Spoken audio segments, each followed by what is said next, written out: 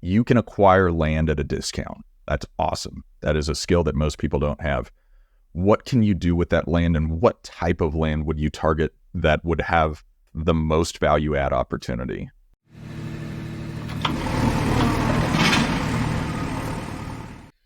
All right, welcome everybody to another episode of the Big Picture Blueprint.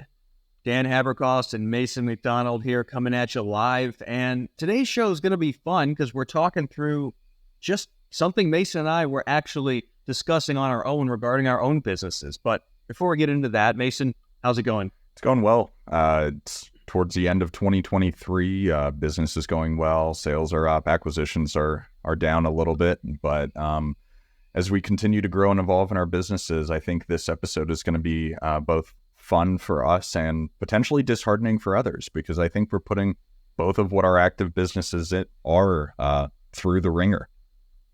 Yeah, no, I agreed entirely. And for the listeners, what I said I meant. This is a conversation Mason and I have been having for a while now and working on correcting, which is how sustainable over the course of 5, 10, 20 years is the simple buying and selling of land. That is what we're going to be discussing here today.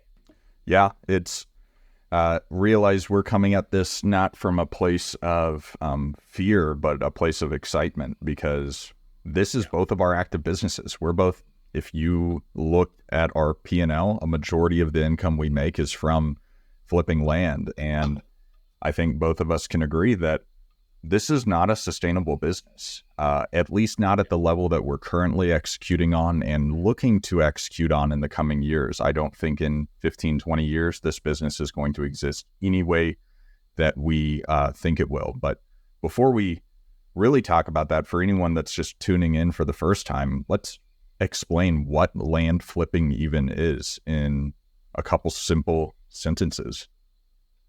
Yeah, to be very clear, what we're talking about is just a simple buying and selling of land where you're cold calling or texting, sending out mailers, getting land under contract, and then reselling it for more with no value add, nothing, no problems being solved beyond convenience for the seller.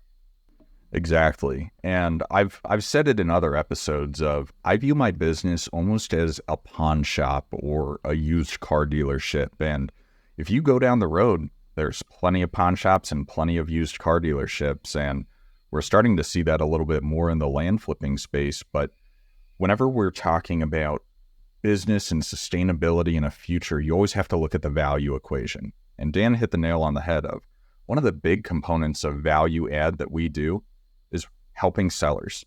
Now, a lot of our sellers are distressed of maybe they're older, maybe they had bills come up and they're just not using that piece of land. And we target our marketing towards those people sometimes of, let us help you get out of that situation. And while that's adding value and you hear the idea of you make your money when you buy, and there is truth for that, it's not always going to last, because a lot of the times you need to be adding value more on the sales side. And I guess just buying something for cheap doesn't necessarily answer that question. Yeah, no, I agree entirely. I'm glad you brought that up, because there are so many things. In fact, we did a whole episode on ridiculous things we hear repeated all the time. But there are so many things I've heard people say as if they're truth all the time that are not. And making money on the buy is one of those things. Sometimes you make money on the buy, but oftentimes it's on the value add, whether that's new construction or rehab or just creative operations, whatever that might be. And this is a great example of that. So to summarize what we're trying to say to start here is, we're only talking about the simple buying and selling where you don't do anything or solve any problem beyond convenience for the seller. So Mason, do you want to maybe speak to some of the ways that you're evolving your business to be more sustainable as we move forward here? Oh yeah, I think you said it, of a few of the things that we do, beyond subdivisions and new builds, which we'll spend a good amount of time kind of expanding on that. I think that whenever you hear the models that we're talking about and comparing the active business to the pawn shop or the used car dealership, a good used car dealership doesn't just buy an old crappy car and resells it just the same way. They go in and they fix it up. And whenever you can see that there is potential with land, whether it's the creation of new inventory or putting something bright and shiny and new on it, that's how we're looking at pivoting our business. But I think before going into all of the pivots, I want to spend time talking about what you and I do and a lot of our friends do on the side, which is the coaching and consulting and all the land programs that exist out there where, I think both of us kind of got exposed to real estate investing, at the kind of in the sexy way from podcasts like Bigger Pockets and, shows like ours. And I think that, I don't know if you experienced the same thing. I can tell you I experience it in my business. I'm just like pulling some papers out here if you're watching the video of letters that I've received in my business, people offering me cash for land all the time. Of how many sellers do you talk to that have never received a postcard or a letter or a phone call for their land? What's competition looking like in this space? Oh, none. I'm glad you said this because having done this for a number of years, I've watched this change. I mean, 4 years ago, I could get a deal with a couple hundred mailers, sometimes less. That is not the case anywhere that I'm doing business today. There are so many people teaching land, right? Like you said, it's the new sexy thing because there's a building boom that's coming here because there's an inventory shortage of housing, especially in the Southeast. And so, yeah, I get endless amounts of mail even after I've only owned land for a few months from other people attempting to be land flippers. Oh yeah, and I, I think attempting should be in quotes because all of the people, and I've said this on other episodes. I say it in my business all the time of coaching and consulting because while we don't think it's a sustainable business, we're both making money flipping land, and I foresee us making money for several more years just flipping land. I think it's always going to be a part of my business. But where Dan says attempt to flip land, all these people where sometimes they'll send me blind offers that are shit, I'd consider it. That's not too far off what list price is. And I do the math and say, okay, well, my investors are going to make 25%, 30% cash on cash, and I'll make $4,000 or $5,000 profit. That's not a bad deal at all. And I'll call them back and say, hey, I got your offer. It's almost right. Let's talk about it. And I have never once in my entire life received a call back. And for all of you listening to it, I know some of you guys, and you have never called me back. I mean, while competition is increasing, there's more people going out there doing it. It's Pareto principle. There's 20% of us doing 80% of the deals. You can still win in this space if you freaking call people back. And I don't know how much to say on that other than just call people back if you're attempting to start this business, because there is still money to be made on it, even though there is an increase in competition and a lot more people are doing it and adding it to their home business, whether it's single family homes and rentals or wholesaling houses and that sort of thing. Yeah, no, you make a great point there. And in this specific niche, I feel like, to the Pareto principle, it's not 80-20, it's like 595%. Because same thing, I have had a number of lots over the years that sat longer than I wanted, and I started getting mailers on them. I've never got a call back when I called one of those mailers. It's ridiculous. What are these people doing? Just wasting money on mail? I don't know. I don't get it. But you're right in that, although there's more competition, a lot of it is garbage. Agreed. And that should give you hope, whatever business it is, because land is still in a space where you're not quite competing with the institutional investors. But as I've started, you sent me a great article from Oak Tree Capital Group, and as I read more into the markets and what's going on in single family home buildings, and you see Berkshire Hathaway putting $800 million into D.R. Horton single family home builders, and big money, billions and billions of dollars going into new construction and land acquisition. I'm seeing more people in my professional network that were doing this on their own that are going to start to work for these large companies that are starting to figure it out, because that's one of the other value add components. And Dan, I think you can speak to this better than I can, of what are builders bad at and what are we good at? And how is that gap kind of closing as institutional money gets into the market? Great question. So builders know how to put up new housing. They know new construction. They do not know land acquisitions, which has played in our favor historically in that if they get to buy a piece of land at 90 cents on the dollar, they think that's a great deal. I sold a lot, closed this month at D.R. Horton. Speaking with the land acquisition guy for all of Southwest Florida for D.R. Horton, they desperately need help because they just don't know how to do it. They're calling realtors and brokers, and that's their main thing. But they are getting better. To your point, I had a couple hedge fund guys reach out to me this year, really wanting to get into land and specifically going out after scattered infill lots. So you're right in that more sophisticated people that know how to get or go direct to seller are linking up with some of these big builders.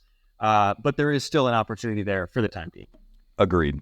And I think that kind of our next point of how you can still make this a sustainable business where I was just looking on my phone where my portfolio value over the past, my investments in stocks and everything over the past few years is down like 12.5, 13%, which is not a great investment in my mind. It'll bounce back and I understand how markets work and everything like that. But I think that where people will see success in this business, despite the level of competition and doing it in a way that doesn't add value, is really focusing on the seller financing component of it, where you see all these fluctuations in the market and interest rates are at a 25-year high right now. They're over 8% on 30-year fixed mortgage, where if you buy land, say, let's look at the last deal I did that I closed this morning. We purchased it for $18,400. We sold it for $35,000 on the market. It was a cash transaction, but say it wasn't a cash transaction and I did it on terms for $30,000 with a 10% down payment. If you annualize those returns, I'm making a great return over the next 5 to 10 years.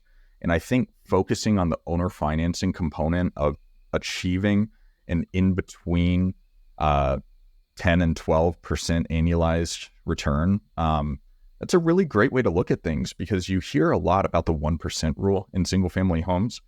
And I don't know where people are achieving that unless they're doing new construction, but I get the deals sent to me all the time, which I brought to you, Dan, and you say, don't freaking touch that deal of the $120,000 duplex in the middle of your hometown or something like that in the Midwest that yes, all these crazy problems with it where it's like, okay, well, I could put $25,000 down and I'll cash flow to $2,500 a year after all expenses and debt. I can get better returns doing owner financing on land. I want to hear your thoughts kind of about creating a side hustle business doing that. So yeah, I could do a whole podcast on the ridiculousness of buying shitty real estate in the Midwest, but I'll put that aside for now. So the point you're making here is solving the problem of a lack of financing options in the land space, and that being your value add to this business.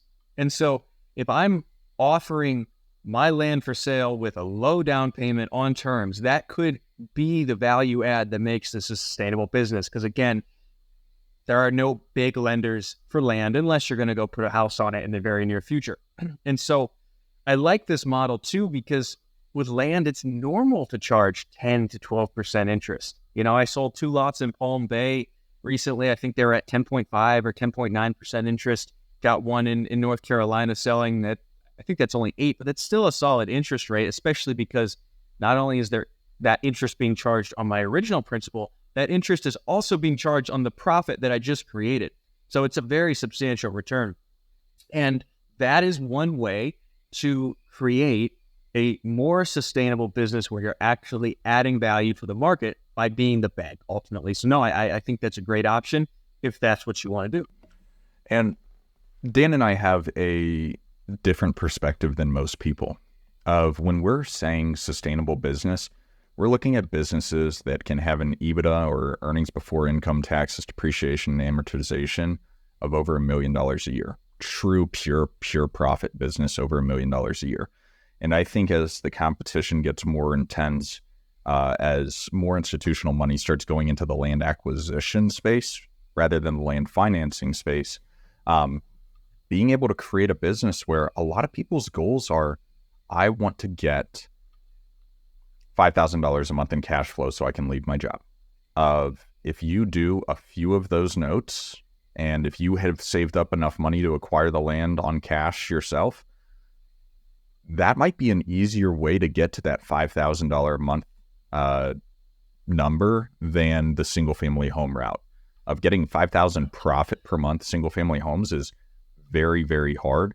Takes a lot of money, a lot of headaches. Where land, you don't get those headaches. And that's what you're going to hear from the gurus out there of no tenants, termites, and toilets, focus on land. You're going to get all this amazing cash flow. And you have frustrations with it. I'm dealing with the most annoying foreclosure, deed in lieu of foreclosure that's just going on. And you get headaches with this business just like anything else. But it is a lower barrier to entry to get a great return on a product that, assuming there is value add potential should your buyer default or there is some issue with the land, it's a great model to potentially replace your income. So don't necessarily think that creating a portfolio of land notes is a bad idea. There's land note buyers, and I think that at the end of the day, it's just a different way to look at adding a little bit of money to your portfolio in a short-term note, because most of these notes, I don't know what your longest one is, Dan. Mine's, I think, a 6-year note.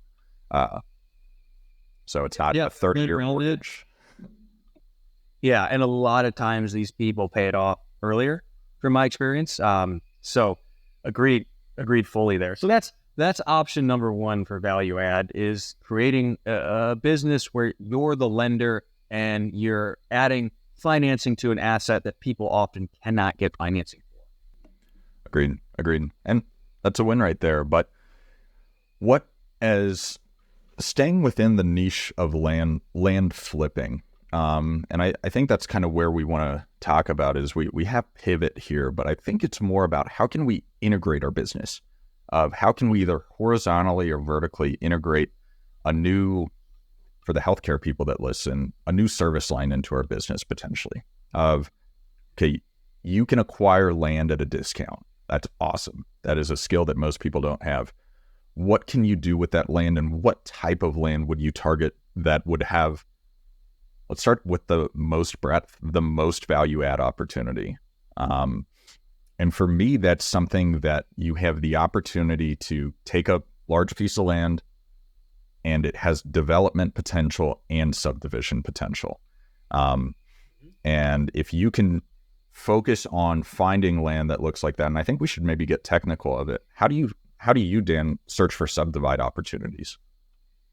Yeah, so I'm working on this right now. I want to bookmark. I want to talk through a deal that I'm actually working on, and potentially we can bring up some of yours too, and then talk through how to find the market first. So this requires a bit of legwork. You need to talk to people in the land space, talk to realtors, talk to title companies. Title companies, actually, if you talk to the marketing person for a title company, you can get a lot of information, and people don't realize that. And so I look for places where there is an option to subdivide that's very simple. For example, I know someone that actually, him too, Mason, that did a big subdivide project in Pueblo, Colorado, chopping these big lots up into quarter acre, 10,000 square foot lots. It's taken years and years and years, millions and millions of dollars. That is not what I want to do. That's risky. That is a lot of capital at risk for a long period of time. What I want is, hey, I just need to pay a civil engineer to redraw the plat, pay a surveyor to go out and survey, and record it myself or use my title agent to record it, and then I'm done. So how do I find places like that where that's feasible in, by right? That's the word I was looking to. Feasible by right, where I don't have to go through a process with the county. And so I have found those places myself by talking to title agents, realtors, other investors, friends in the space. And then I go and I pull the, 5+ acres, or in El Paso County, Colorado, you can only split into 35 or bigger without having to go through any sort of process with the city. So I pull 100+ acre tracts. So that's how I do it. Mason, how do you do it? Same thing of like from macro to micro of look at places where there's inventory constraints, of where there's opportunities of, if you put a new build on the market, how quickly is that going to sell? And if you don't have access to the MLS through a realtor or connection, go on Zillow, look at new builds and look at what's selling and see what it is. And do it with a market that you potentially have familiarity with. You mentioned El Paso County, Colorado. That's where Colorado Springs is. That's where you and I both live. El Paso County has a few different ways that you can look at subdividing the property. If you're doing a minor subdivision and the land is zoned RU5, which is 5-acre lots, you can buy a 35-acre lot and subdivide that into 4, 8 or 9-acre lots, because as soon as you get above 4 lots in a subdivision, you have to go through a lot more processes. And whenever you are looking at these county regulations, the way you get to them is, one, you can say something as simple as El Paso County, how do I subdivide my land? Or Maricopa County, Arizona, where I have a subdivide going on right now as well. And look for what Dan's talking about, which is the over-the-counter process. You get the surveyor out there, you get the engineer out there to do a boundaries and stakes and then divide up the lots. And you don't even actually have to do any public work or public utility work or easement work to get those to be completed. Because when you look at a good, simple over-the-counter minor subdivision process, it's just the paper that matters, is kind of what Dan's saying. Is after all that work gets done, you get the new legal descriptions, you get the new assessor's parcel number, and then they get recorded with the county, and you're able to go off and sell those individual lots without having to actually do anything. When you start getting into the major subdivision ones, which is more like what you were talking about in Pueblo, you can't just draw all these lots and get them done.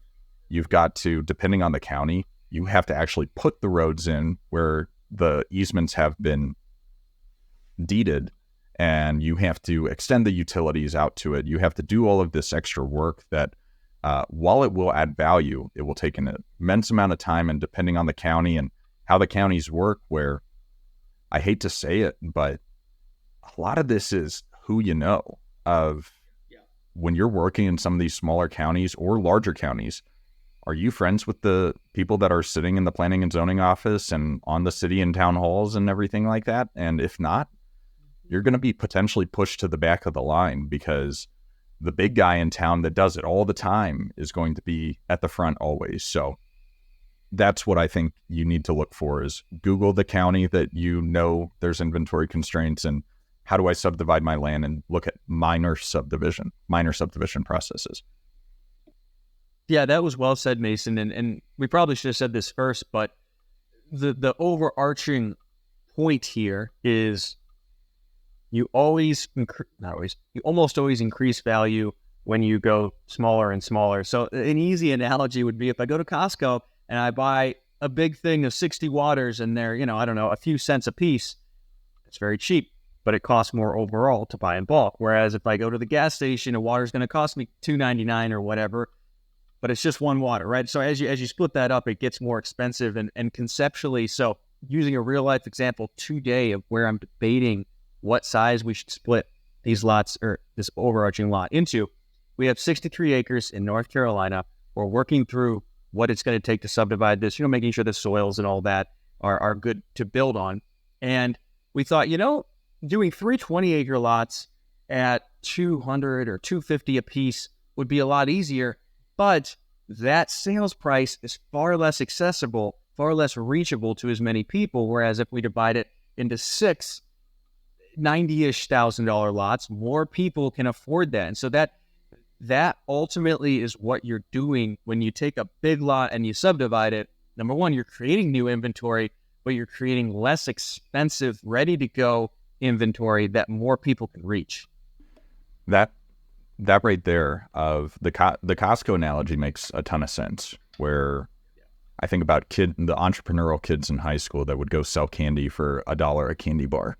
And in my mind, when I was a kid, I was like, how are they making money on it? It costs $1 per candy bar at the gas station. But if you go buy a 100-pack for $12 at Costco, that's a really great way to look at it. And I think that a way to kind of analyze that back end disposition strategy with how many lots, you look at a few things that we're talking about, of simplicity of process, timeliness of process, and cost of process, and then what is actually selling. Once again, don't go into markets where there's no sales data, but if you go into wherever you are in North Carolina and you see, okay, how many in the last 6 months, how many 60-acre lots sold? And you're like, 3. Okay, great. How many 10-acre lots sold? Okay, 10. How many 5-acre lots sold? Oh, 400. Okay, that's where the most demand is. And I think sometimes a lot of people in the land space might get held up of, why would someone want a smaller lot?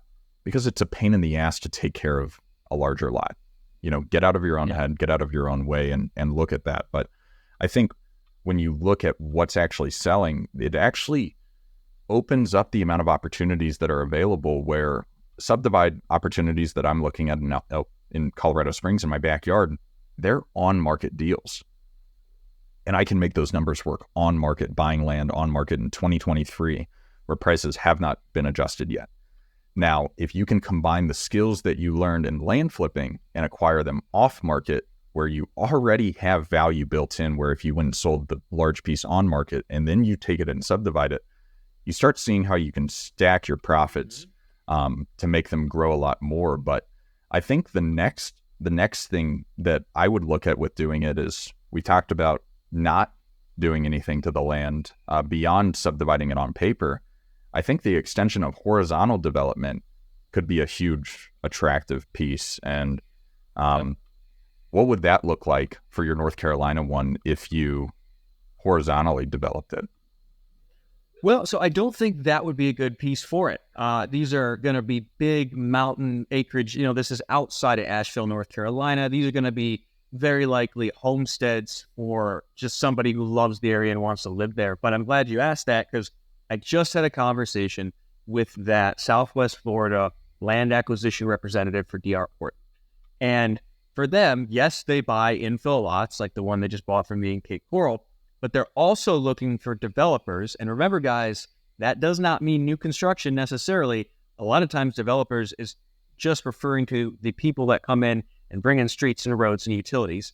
Again, D.R. Horton, they're looking for developers to bring them small subdivisions ready to go where they can build out then all the new construction. And so this is another great way to go about it, is to work backwards and talk to the land acquisition people for some of these major builders, figure out what they're looking for. And oftentimes they'll say, hey, if you can, outside of this metro or in this area, if you can bring me a subdivision where all the streets and roads are in, right? All the lots are ready to go, utilities are extended, we'll buy it from you at a substantial premium. Because again, what do they know how to do? They know how to build. And so bringing them that land ready to go is a great way to make a huge margin and have it locked in ahead of time. Because if you talk to the land acquisition rep, you show them what you're working on the land, they can tell you as you're going through the due diligence process, yes, that finish would be perfect. You can have it as a pre-sale under contract way ahead of time. So that's another way to do it. Oh yeah. Well, and to add to that, I walked the property over the weekend, subdivide opportunity out here in El Paso County, walked it with a realtor and a builder. The realtor is like, man, if we built on these barn dominiums or not luxury, but semi-custom homes, I could pre-sell these to people local and people in Texas and Florida and California instantly on social media. And the builder's looking at it and is like, this is such a beautiful piece of land, but it's not ready to get built on. I don't know what to do there. And so I look at it and I say, okay, look, this is how we would subdivide it. And I'm not a surveyor and engineer. I'm just some guy. We would put the road right here, utility access here, and these would be prime build spots. And so here's electric right here. We would dig a well and we'd either do 4 individual wells or a shared well agreement. And he's like, oh, yeah, I could build the crap out of these lots and we would make X amount of dollars and I could build at these costs and everything. And it's the recognition that there's silos where all of us are in. And if you can start being the person, you don't have to necessarily do all of it. You don't have to start your own construction company. You don't have to start a surveying and engineering company and all these different things.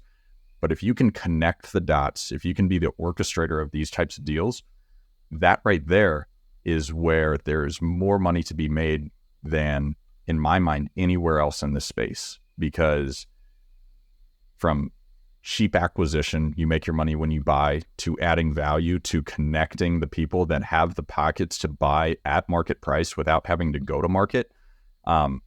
It's an insane business that you can create from something that is relatively simple, because the processes we're talking about aren't complicated. They're not hidden. They're online. It exists. Dan and I talk about it all the time. So just recognize that your skill in this space is the exact opposite of what a lot of the people that are making the most money is, and you can make just as much money as them. Yeah, and there's a lot I want to add to that. One being, as you learn these additional skills, these value-add skills, you can go buy market at or close to, or go buy land at or close to market value and still make a huge profit on it because you know how to add value further. And then if you end up getting the big piece at a discount and you add the value, you're just stacking profits on top of each other, like you said. So, all right, number one was being the financier. Number two was doing the subdivide. And then number three was doing the horizontal work of bringing it in utilities and streets and roads. It doesn't necessarily have to be that substantial. It could just be a dirt road and extending power. You know, we had Trevor Probant on a few weeks ago, and that's really what he does, is subdivides, brings in dirt roads and power, and he makes huge margins doing that. But those are three ways. What else do we have, Mason? I think the next one is almost the opposite of the subdivide, which is the assemblage. And that was something that I walked on Wednesday, actually, was an assemblage opportunity in Denver, where it would be, it's actually a land play, although a lot of people that would look at this deal wouldn't view it as a land play. Of it's 3 commercial buildings next door to each other. And I'm giving the example, and then I think that I'll explain what it is. 3 commercial buildings right next to each other. They're all adjacent. They're all zoned the same, which is CMX5, which is commercial mixed-use 5-story building. And what we would do with a play like this, I think it totals about 1 acre. And so when we're looking at the properties, we're actually looking at it on a per acre basis rather than what the rent roll is and what the cash on cash return is and all of that, because we would take those 3 properties that are in an older part of Denver, great area, and we would combine them into one property, scrape all the buildings, gut everything, and build a 5-story building. And that's what an assemblage is. It's taking a bunch of lots and combining it into one that you could only have the freedom and flexibility to build on something that's bigger and larger. And that right there is a huge value add play, because one, a 5-story apartment building right next to University of Denver, right next to the light rail, right next to all these beautiful new developments that are coming up, would be a huge moneymaker. But 2, if you think about the pain and frustration in doing a project like that, think about it. Can you go down into suburbia and convince your 5 neighbors to sell their homes so you can build an apartment complex there? Makes you sound like you're the bad guy from a Disney movie or something like that, like an Up. Yeah. And it's there is the way where sometimes bigger is better. And I think assemblages are a really fun way to solve a problem in the market of there's not enough space, so you create the space. Yeah, and it could be even simpler than that. You know, I see this so frequently, and I don't know why, but across the country in different markets, consistently the commercial zoned lots are really small. Pueblo West, Colorado. I just saw this in Lehigh Acres, Florida, where they're skinny bowling alley lots, and you got to buy 2, 3, 4 of them next to each other in order to fit a substantial building. So really simply, it's bringing together several lots so that the larger is worth far more than the sum of its parts individually. That's really all an assemblage is.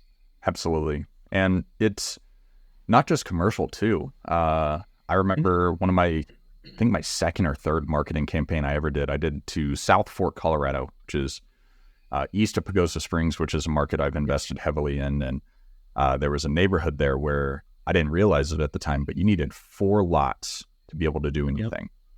The lots by themselves are worth nothing.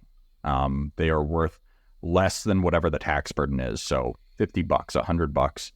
But if you could get 4 of them, they're worth $30,000.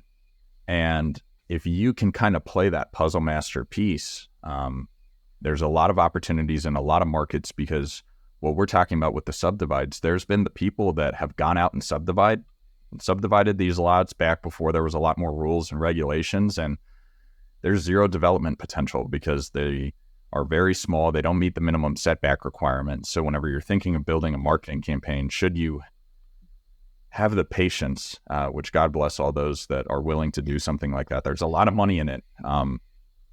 You, instead of looking at a minimum acreage size, you're looking at a maximum acreage size. And then you can kind of target those particular ones. But after assemblages, so we talked about subdivides, and now going back to, we're talking about zoning a little bit. What's another value add opportunity that you can look at? Yeah, so I'm glad you mentioned those CX5 zoned buildings or ultimately lots in Denver. So this is not something I've done, but I just watched a friend of mine do it in Denver, not too far from where you're talking about. There was an old hotel in an area of town that's getting revamped quickly. So for all intents and purposes, it was a vacant lot where the hotel just needs scraped. And the way that the lot was zoned, I don't have the zoning up there memorized. I believe it was probably just CX3. He could only do 3 stories. But a huge value add play, to your point about being able to build an apartment, is, can we get a couple more stories? Can we change the zoning to allow 2, 3, 4 more levels to this apartment building, making it so we can fit, substantially more units? And I watched him do this over the course of a year. He took that piece of land that had the old hotel. He went through the process with the local zoning. I'm totally blanking on the county name, on the zoning department. And he got it approved for up to 5 levels, from 3 to 5. And he was able to make a $300,000 margin because of that. And so that's a great example of another way to add value to land by making it more useful simply by changing what the county will allow you to build. And that is funny, because I wonder if I looked at that lot while I was down there, where there used to be an old hotel. But maybe the Blue Sky Motel. Okay, no, it wasn't that one then. But what Dan's saying is that person did it in potentially whatever county that was. It could have been Denver, Jefferson, or Adams, or Arapahoe, which are not easy counties to do business in. And if you go into, I don't know, other counties within the state of Colorado or throughout the country where it's a lot easier to do business in, just like we were talking about the minor subdivision of the over-the-counter process. Certain counties that I've worked in, when you're looking at go onto the planning and zoning website and look at zoning request forms and see what the process looks like. Some of them are as simple as saying, yeah, that's a commercial lot, change it to residential. All you have to do is this one form, and that's it. And it makes more sense to have it. Or vice versa. There are certain areas in certain smaller towns where it's kind of more of a European vibe, where it's small home, a business, small home, apartment, that kind of thing. And if you can find those areas where it's super simple to do that, and you talk to the locals, where don't make assumptions of what you think the best value is. Talk to the people that are actually in the space and what they want. Talk to the neighbors of, if you go back to the original idea of the main value add, the main skill set that we have is acquiring land for cheap. If you can acquire it for cheap and you can make money regardless of any zoning changes, see what's wanted. Because in a lot of times you would never expect of, a convenience store right here is what people really, really want. Change the zoning to allow for that and sell it to a convenience store company and make 10 times as much money as you would have thought. But beyond rezoning, as I look at this list and they give me headaches, Dan, what are other value add opportunities that you can focus on within this business? Solving title issues. That's another big one we had here. And so this is more on the acquisition as opposed to once you acquire it.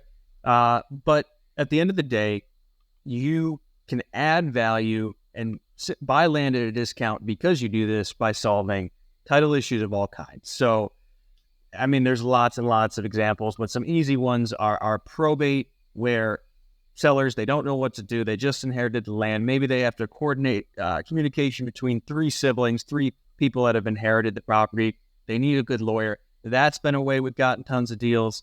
Liens of all kind. I one time I had a lot where he had a lien from the Metro District, and it was just a landscaping thing. And I just had the grass cut, and he was thrilled that I went and solved it, got the lien removed. I bought it at a discount. Quiet title, tax liens. I mean, it goes on and on. But any sort of issue that consistently shows up on the title of land, if you can solve it, you can get deals there, and that's more sustainable because people are always going to die. Tax liens are always going to be a problem. So absolutely. And this is where you're adding another partner to the team, where you need an attorney to get most of these issues resolved. And I think a lot of times people just Google the attorneys, and the attorneys that are going to show up on Google, yeah, they're probably going to be good. They're probably going to be expensive too, where I've got an attorney that I work with where she's not amazing. She's not slow. She'll never listen to this episode because I don't know if she knows how the internet works. But she's kind of retirement age, and she can get work done for me kind of as a side hustle. So if you know attorneys in your network that are licensed in the state that you're doing business in and that have familiarity with stuff like this, they're a great person to add to your team, because the process, like quiet title, for instance, it's not a complicated process. It just takes time. It takes like 6 months, to get done. And you just need an attorney to do these couple of things. Cost you $1,000 or $500, or depending on the relationships you build, a little bit of money. But the average person doesn't know how to do it, because with everything that we're talking about, as we get more complex and there's more variables at play with all these different value add opportunities and aspects of the business, most people in their life do 1 or 2 real estate transactions. The single family homes that they buy for themselves, maybe a piece of land that they buy on vacation, or maybe 1 or 2 investment properties or something like that. But typically it's just one single family home transaction. So whenever you start bringing up stuff like probate and quiet title and a bankruptcy lien versus a treasurer's deed versus all these other things, if you can make it easy on people, that is adding extreme value, because most people don't know how to do it. And to be honest, I have probate deals I pass up on because I don't feel like doing it. So if you can make that your niche within the space, you can have a lot of success. Yeah, and Mason just, I think, hit the nail on the head where he goes, well, I pass on some of these because I don't want to deal with it. And that's the key, right? With all these strategies, it's dealing with the annoying, work that other people don't want to do, whether it's dealing with the county to subdivide, or, a legal process to quiet title or go through probate. It's really what all this is. So that was a good summary there, Mason. So I think the last one we want to hit on is actual building, new construction. What's a more clear value add play than putting a building on a lot? That's actually the first thing that I ever did and learned about when it comes to land and development, was actually building a house. Well, and I'm jealous of you of that. That's such a great way to start, because I think when for a lot of us that use the Zillow and Redfin, go look at recent sales, go pick an area, one of these counties or cities or subdivisions that you're looking at. Don't filter for anything, just filter by sold and newest, and click on everything and look at what the days on market are. And I guarantee you, in some of these areas, the days on market for homes are this, and the days on market for land is this. And so if you can figure out how to build new, there is a much greater demand for that product than there is for the person that has to buy something and then build on it themselves. Because just like the builders that we're talking about that look at a vacant piece of land that isn't necessarily horizontally developed or is off market and it doesn't compute in their brain, think about the average individual. Like they just don't understand what you can do. We look at it as a blank canvas. They look at it as just a black box of nothingness. So Dan, how do you, whether you're a full-time or part-time investor, how would you approach building on land that you acquired at a discount? So the way that I like to do this, in my opinion, is all about finding the right contractor, incentivizing them correctly, and just making the wheel turn, so to speak. And so I'm going down to a market in Florida here next month and the next month. And it's a place I've been buying and selling a lot of land, but new construction there is selling like wildfire. It's crazy. And I want to get new builds going down there. And so the way that I'm going to do that is I'll get referrals from my realtor. I'm going to go meet with some local GCs. I'll say, hey, this is obviously a simple synopsis. I'm leaving out detail here, but I'll say, hey, Mason, assuming you're the GC, I'm going to buy a bunch of lots. They're going to be prime, super easy, infill, everything available, as easy as it gets to build. I'm going to finance it. I'm going to get them sold oftentimes ahead of time. And you go build it, and we'll just split the profit at the end. You put everything in at cost, I'll put everything in at cost, and we'll split the profit at the end. Now, of course, there's lots of screening of the contractor and references and verification, they know what they're doing and all that. But having done this multiple ways, because I have also done it where I just pay the contractor a fee. And guys, at the end of the day, I'm not planning to do it that way again, because humans are incentive-driven, and being incentive-driven, they need to take a portion of the profit, from my experience, to really get this done efficiently and to make it more passive for me. I won't make as much money, but it's more passive, and especially if I'm going to be out of state. So all that to say, I like to focus on what I'm good at, which is buying prime land at a discount in prime markets, and then orchestrating things, finding the right GC and putting them in place to do the new construction where I just oversee and finance it.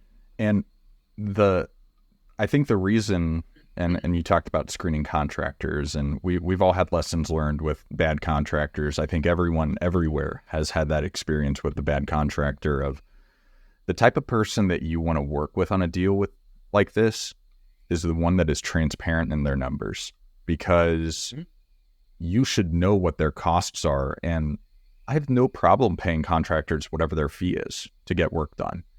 However, whenever you're looking at a profit split, you want them to make money, and you want to make money. And if the contractor's building into extra fees and all this extra stuff, whenever it's, hey, look, we'll make a lot more money together by just splitting the profit and you working at costs. And it's a really cool model, and it's an exciting model that I'm watching you do and looking at, starting to do myself, and wanting to bring construction in-house eventually, and all these different ideas and everything that we have. But I think something else where, if actually building a home seems a little scary, something that you can look at is, in markets that you're in and markets that I'm in, the manufactured home, that's standard.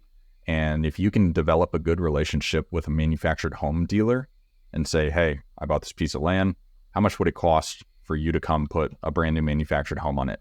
And you look at those costs and say, okay, well, that'll cost me $160,000 all in for the manufactured home, $10,000 for the land, and I can look and see that they're selling on market for $250,000. There's another opportunity for you to make money in your business that might be quicker sometimes, depending on what inventory the manufactured homes people look at or have on their lots. Yeah, absolutely. No, I think that you make a number of good points there, Mason. And anything else beyond that you want to add as far as other strategies, or expanding on any of the strategies we've already talked about? I don't think so. I think the point that I kind of want to leave people with is, for the land flippers out there, there's always going to be land available. It's going to be various zoning, various locations, various markets in the country where there's more and less competition. And if you want to create a multi-million-dollar business, you need to look at how to integrate it to what the market demands and how to add the most value possible, whether it's being the bank that finances the deal, or the builder, or the developer. And understanding those differences is how you make a lot of money in this business. Yeah, absolutely. And one other point I want to drive home is, both Mason and I today, right now, are simply buying and selling land. We have a pawn shop aspect to our business, but we both think in terms of decades. And we're both, really, I think a business is just a big game of chess. And I'm thinking 10 moves ahead, 3, 4, 5 years. What am I doing? And I know you do too, to set myself up for 5 years from now, 10 years from now. And that's really what we're talking about here, guys, is how to have enough tools in your tool belt within the context of land, so that in any market, regardless of how competitive this gets, regardless of how hard it becomes to buy at a substantial discount, you can still take a piece of land and profit. on it and do that for decades to come. Mic drop moment. Awesome, Dan. Well, this was fun, and I hope you guys are inspired by the opportunities within land. And until next time, this is Mason McDonald and Dan Haberkost for the Big Picture Blueprint signing off.